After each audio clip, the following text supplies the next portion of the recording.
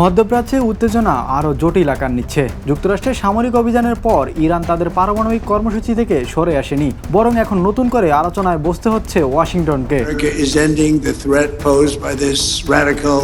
America ইরানের বিরুদ্ধে সামরিক চাপ বাড়ালেও ইরান তাদের পারমাণবিক কার্যক্রম বন্ধে রাজি হয়নি। ফলে পরিস্থিতি সামাল দিতে এখন কূটনৈতিক পথে হাঁটতে বাধ্য হচ্ছে যুক্তরাষ্ট্র।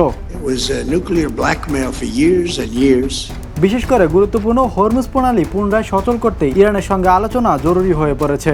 এই প্রণালী দিয়ে বিশ্বের একটি বড় অংশের জ্বালানি সরবরাহ হয়ে থাকে।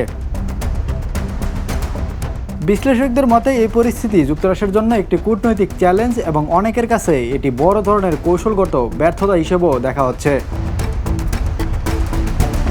অন্যদিকে এই উত্তেজনা সরাসরি প্রভাব পড়ছে বৈশ্বিক অর্থনীতিতে। জ্বালানি সরবরাহে অনিশ্চয়তা তৈরি হয়, শেয়ার বাজারে বাড়ছে অস্থিরতা।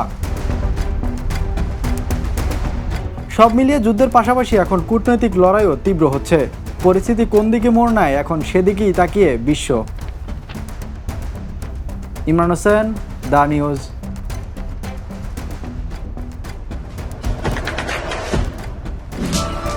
দেশে দেশে সবার সাথে দ্য নিউজ।